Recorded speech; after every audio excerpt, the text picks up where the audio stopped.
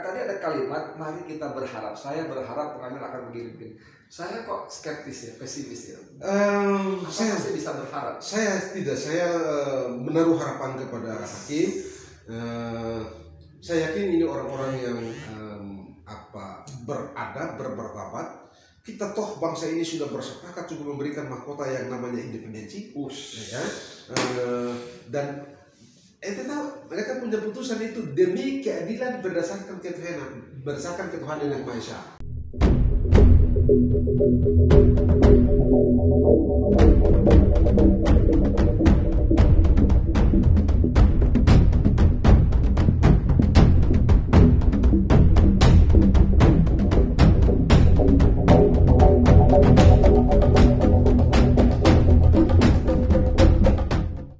Bismillahirrahmanirrahim. Assalamualaikum warahmatullahi wabarakatuh. Saudara, dengan saya Edi Mulyadi dari Forum News Network FNN.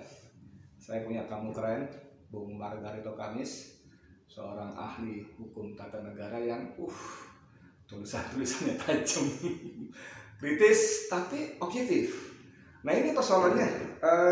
Kadang-kadang di negeri ini menjadi serba salah. Kita diam, disebut nggak peduli gitu ya, kita bunyi ditanggapi keliru oleh penguasa, dan seperti yang dialami oleh teman kita hari ini ya.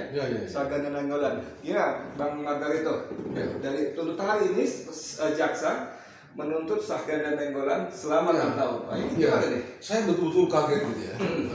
Bukan karena Saganda itu saya kenal gitu ya, tapi sejauh yang saya ikuti, bahkan saya kan jadi ahli gitu ya, saksi ahli ya dalam persidangan perkara Saganda ini.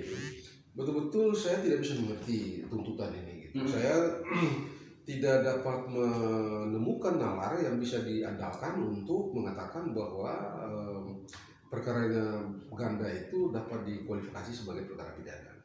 Berapapun banyak bukti yang disajikan di dalam peradilan itu, saya berpendapat tidak akan bisa membuktikan perkara itu. Nah, karena begini kan Ustaz, Saganda ini kan dihukum dan dituntut dengan pasal 14 dan pasal 15 Undang-Undang Nomor 1 Tahun 46. Ya, menyebar kabar bohong, dan kabar bohong itu membuat keonaran. Kabar bohong ya. Anda tahu nggak, konteks kabar bohong itu adalah persis seperti yang dilakukan oleh Tan Malaka tahun akhir 45 itu. Tan Malaka setelah bertemu dengan Bung Karno lalu bikin testament politik tuh. Anda pernah dengar nggak? Yang dibilang Tan Malaka sebagai pewaris kekuasaan itu kan, kalau Bung Karno ada apa-apa begitu kan. Nah, karena itu waktu itu Bung Karno Tan Malaka bilang sama Bung Karno, ini keadaan kayak begini, Anda kalau nanti ditangkap gimana? Nah, gitu. Lalu kata Bung Karno, ya setelah bicara, oke, kita bikin, kalau saya ada apa-apa begitu, kita wariskan gitu ya. Jadi kayak semacam personal. Ya, tapi lalu ada perdebatan gitu. Jangan Tan Malaka sendiri, ada 3 orang. Nah, 2 lagi saya tidak terlalu hafal gitu. Tapi Tan Malaka akhirnya ditunjuk, salah satu di antara mereka itu ditunjuk sebagai penerima warisan kekuasaan itu. Penerus kekuasaan itu gitu. Segitu doang. Bikinlah testamen. Anda tahu after itu Tan Malaka keliling Jawa. Apa dia bilang? Bung Karno, Bung Hatta, Bung Syahrir udah ditangkap sama Inggris. Berbekal barang itu. Pergi ke Jawa di sana, keliling-keliling Jawa itu. Bilang Bung Karno, Bung Hatta, Bung Syahrir sudah ditangkap sama Inggris. Padahal ini orang eksis nih. Bohong itu yang begini. Nah, orang-orang di kampung sana kan orang berpikir cuma 2, merdeka atau mati. Terus bos Bung Karno siapa yang nggak tahu, gitu kan? Tokoh luar biasa itu kan. Segala dan Bung Hatta, ini tunggal orang ini. Nah kan, apa nggak ribut itu benar? Itu satu. Jadi kebohongan itu yang konkret. Keonaran. Nah, keonaran yang rakyat pasti taunya duit tunggal aja. Itu enggak. Walaupun Tan Malaka saya terus gitu. Orang tahu Bung Karno begitu gitu. Nah, Bung Karno ini lagi masih biasa begitu, tidak ada apa-apanya begitu ya, bahwa ada pergolakan politik iya, tapi dia orang bebas, tidak ada di dalam tahanan atau dikendalikan oleh Inggris, sekutu itu enggak sama sekali gitu kan. Tapi Tan Malaka udah bilang, Bung Karno, Bung Hatta, lumpuh kan? Ini bohong. Bohong itu yang begini, bukan lu mikir. Oh beda ya? Beda. Yang dilakukan Saganda adalah menulis di Twitter itu buah pikiran ya? Mikir. Sementara Pak Melaka udah bicara berkeliling malah. Keliling. Nah itu kayak tadi itu yang konteks kayak tadi itu bohongnya itu kayak begitu. Ini kan kalau Bang Ganda kan mikir ini. Dia baca undang-undang, kalau dia analisis itu, lalu dia bilang ini undang-undang ini tidak bagus nih, tidak bagus untuk rakyat, tidak bagus untuk buruh, tidak begitu. Silakan aja. Cipta lapangan kerja ya. Itu jangan salah, itu undang-undang yang dianalisa Saganda itu kan pada mulanya berjudul undang-undang RUU tentang cipta lapangan kerja, omnibus cipta lapangan kerja. Aku pun itu mengkritik. Iya. Aku nulis waktu itu di Republika. Iya. Begitu itu gitu. Memang aku waktu itu mengkritiknya dari segi topiknya, dari segi judul gitu ya. Karena bagi aku yang namanya omnibus law, omnibus law itu persis seperti yang dilakukan Amerika Serikat tahun 1988 itu generik dan spesiesnya itu sama, masih dalam spesies. Begitu jadi. Oh jadi binatang yang sama dikandangin ya? Dikandangin lah begitu ya. Kalau ini macam-macam. Ada serigala, macam-macam. Domba segala macam gitu. Itu bagi saya bukan begitu. Misalnya di Amerika Serikat itu ada tarif and trade omnibus, tarif and trade act. Tarif and trade masuk akal itu gitu kan. Itu masuk akal, cuma itu doang gitu yang diomnibuskan. Nah ini kan banyak sekali. 79 undang-undang. 79 undang-undang. Dan ini kan banyak sekali waktu itu kan. Nah, lalu judulnya dibilang omnibus cipta lapangan kerja. Di kepala orang semua celaka ini disingkat jadi celaka kan. Lalu itu kan berubah menjadi undang-undang omnibus cipta kerja kan. Ya setelah yang dibahas kan. Jadi ini analisa dan ente nggak usah jadi dokter, ente nggak usah jadi sekolahan. Hanya manusia yang berpikir, kami tidak berpikir. Kerbau tidak berpikir. Dan tidak selayaknya manusia berpikir dihukum gitu ya. Karena kita ini kalau begini ini modelnya kita akan balik ke tahun 1600 sekian ya, 1630-an ya, ketika Galileo Galilei itu dihukum karena dia bilang matahari bukan bumi pusat itu. Jadi kita mundur jauh sekali kok, orang berpikir kok bagaimana dari pidana gitu. Tuntutan 6 tahun itu sama sekali nggak masuk akal ya? Menurut saya sama sekali tidak beralasan. Kenapa kira-kira kenapa? Nah itu tadi. Nah ini dia ini. Saya ini mengingatkan saya pada peristiwa yang dialami oleh Buya Hamka. Oke. Begitu ya. Dengan berkaca pada Buya Hamka itu saya secara hipotetikal dapat melihat ini sebagai apa? Politik game. Saganda ini kan orang kritis ya.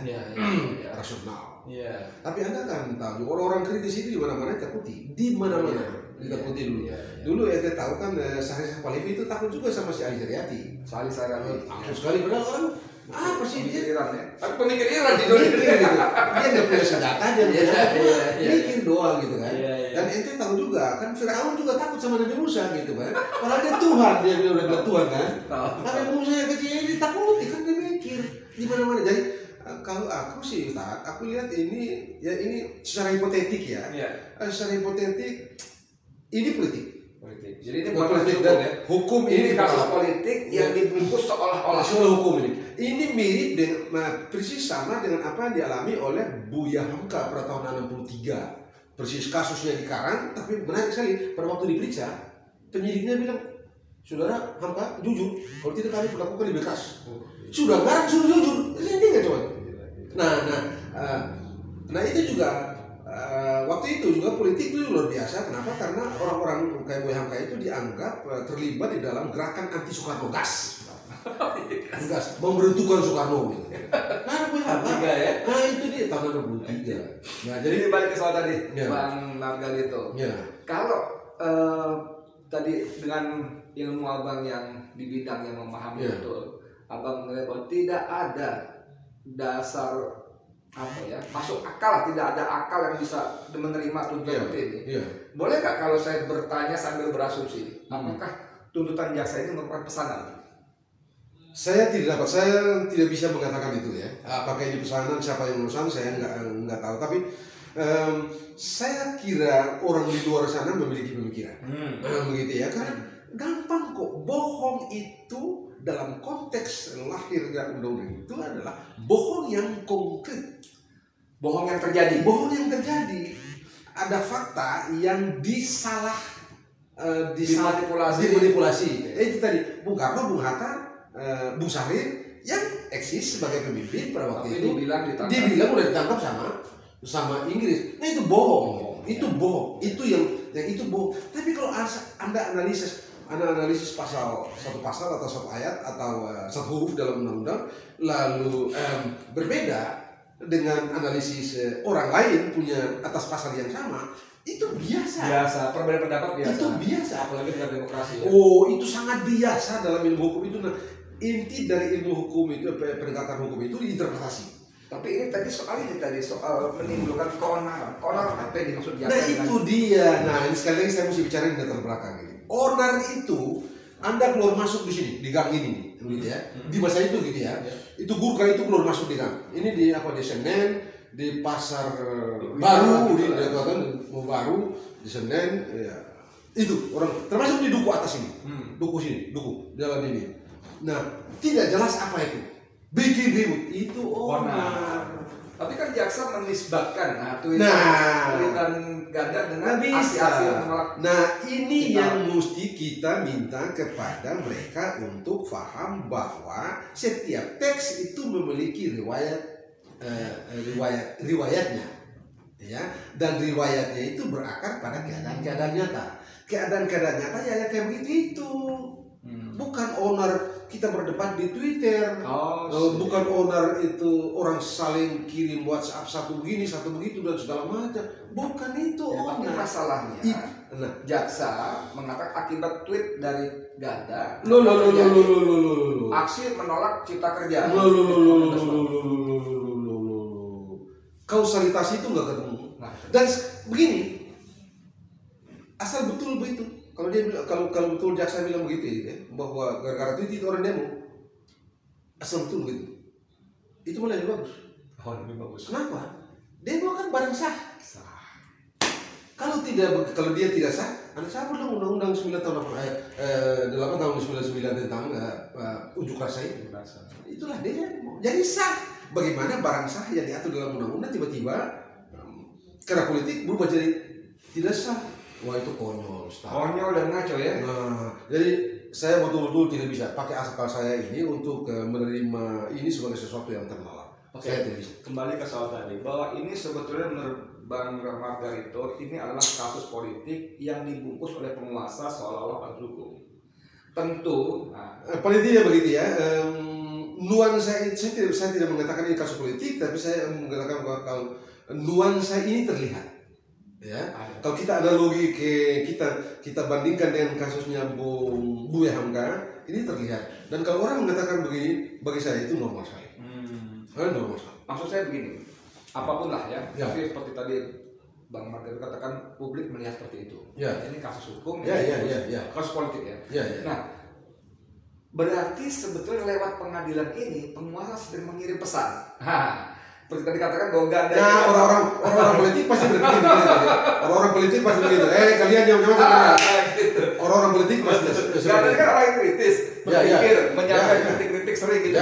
Seolah-olah penguasa mengirim pesan kepada kita semua. Orang kritis lewat pengadilan. Awas, Ganda. Awas kalian bisa jadi. Saya kira itu beralasan kalau orang berpikir seperti itu gitu ya. Mengapa? Ya itu tadi. Dari segi penelaran hukum, saya bilang ini terlalu rapuh, tidak cukup rasional untuk dijadikan pijakan, mengatakan ada pidana. Ada perbuatan tapi tidak pidana. Begitu ya. Perbuatan itu betul, ada tweet, ada bla bla bla, tweet atau apapun namanya saya nggak ngerti itu. Itu ada, media saya sudah lihat, karena saya jadi ahli sana. Tapi perbuatan itu tidak dapat dikualifikasi sebagai pidana. Apapun namanya. Jangan lupa. Saya baru nulis kalau hukum Sagana Nainggolan itu Anda menghina Bung Hatta dan Bung Karno. Bung Hatta dan Bung Supomo. Kenapa? Anda tahu kan pasal 27 Undang-Undang Dasar 1945 ya? Itu kan kejaminan terhadap orang berorganisasi dan menyatakan pendapat. Begitu. Anda tahu Bung Hatta menghendaki pasal itu ada di dalam Undang-Undang Dasar dan kemudian menjadi pasal 27 itu karena bagi Bung Hatta itulah caranya mencegah penguasa itu menjadi otoriter. Pasal itu menjadi benteng bagi orang-orang untuk mengkritik. Itu sebabnya terjadi perdebatan yang luar biasa antara Bung Hatta dengan Profesor Supomo sebagai ketua tim pembuat pembentukan Undang-Undang 1945 itu gitu ya. Lalu akhirnya ditopang juga dengan Pak Muhammad Yamin, Profesor Muhammad Yamin, lalu lahirlah pasal 27. Jadi esensi dari pasal 27 itu adalah satu, jaminan kebebasan berorganisasi dan menyatakan pendapat yang diberikan kepada negara itu dimaksudkan untuk mengkritik pemerintah, mencegah pemerintah berbuat salah, otoriter. Tapi masalahnya adalah bahwa ini yang mesti dimengerti. Di para penguasa kan berbeda. Ini merongrong kekuasaan saya, ini kan gitu. Ya. Nah, karena itu kita berharap ini ya Ustaz, kita berharap pengadilan nanti betul-betul independen, betul-betul dia mengerti bahwa saya itu sedang berada di titian tipis yang tergelincir. Dia mesti mengerti bahwa napas yang dia pakai memutus itu dikontrol Tuhan. Saya Ustaz, bukan karena itu ya. Saya memaknai peristiwa putusan Nabi Daud dan Nabi Sulaiman terhadap salah satu perselisihan antara seorang pemilik kambing dan satu kambing atau sebelum kambing yang diambil dan satu kebun itu gitu ya. Putusannya si Nabi Daud itu dikoreksi oleh anaknya Nabi Sulaiman gitu kan. Apa poinnya? Allah tahu. Jadi ente jangan main, bahaya. Ya, tanggung jawab ente bermula begitu Anda memutus. Ente jangan lupa, ente hakim itu tidak punya kemampuan mengobati luka hati orang yang merasa. Tapi satu pertanyaan singkat nih tadi. Tadi ada kalimat, mari kita berharap. Saya berharap pengadilan akan begini. Saya kok skeptis ya, pesimis ya. Saya masih bisa berharap. Saya menaruh harapan kepada hakim. Saya yakin ini orang-orang yang beradab, bermartabat. Kita toh bangsa ini sudah bersepakat juga memberikan mahkota yang namanya independensi. Ya. Dan ente tahu mereka punya putusan itu demi keadilan berdasarkan ketuhanan yang Maha Esa. Jadi keadilan itu mengalir dari cara mereka memaknai bagaimana Allah membimbing, bagaimana Allah bekerja begitu ya. Ada yang lain-lain. Pak Hakim, karena itu saya berharap betul. Pak Hakim, ini pesan yang sebetulnya biasa sekali di antara kalangan para penegak hukum. Itu biasa banget karena tentang barang baru. Tapi buat saya orang awam dan mungkin penonton Bang Edi Cerah juga begitu. Ini pesan yang luar biasa. Pesan yang sangat luar biasa. Apapun putusan hakim itu demi Allah yang berkuatan masa ya. Iya. Dan yang terakhir tadi bahwa hakim tidak bisa mengobati luka hati orang lain. Tidak bisa. Bagaimana Anda mengobati kalau dia merasa dizalimi, dia merasa tidak bersalah, tidak diperlakukan secara adil. Tidak perlu. Bagaimana Anda obati dia? Bagaimana Anda obati dia? Anda boleh salah dan Allah, tapi kalau Anda salah dan orang, Allah baru kasih ampun kalau Anda memaafkan kan? Nah, ini bahaya. Kalau aku, pertanyaan terakhir, apa yang harus kita lakukan dengan? Nah, saya kira mari kita bicara begini ya. Kita terus bicara secara sebagai orang beradab, bermartabat. Mari kita bicara. Ente kan paham gitu ya. Siapa tahu dengan kita bicara-bicara yang manis ini menjadi amal kita. Ente jangan lupa kan ini yang sesuatu. Kalau ada satu dua kata di acara ini masuk di kepala orang dan itu hal bagus kan, amal kita. Luar biasa. Gitu kira-kira. Terus kalian Margaretto Kamis dahsyat, ilmu hukumnya dahsyat dan dia sangat religius. Kalau lihat tampangnya kan ngeri juga. Ketemu di jalan kita bisa nyingkir. Iya. Tapi ternyata top Marco top. Oke, Bang Margaretto, terima kasih banyak. Saudara sekalian, mudah-mudahan bermanfaat seperti kata Bang Margaretto tadi. Kalau ada manfaatnya, mudah menjadi amal kami berdua. Anda yang menyebarkan juga channel ini. Terima kasih. Saya Edi Mulyadi untuk FNN. Assalamualaikum warahmatullahi wabarakatuh. Assalamualaikum warahmatullahi wabarakatuh. Luar biasa.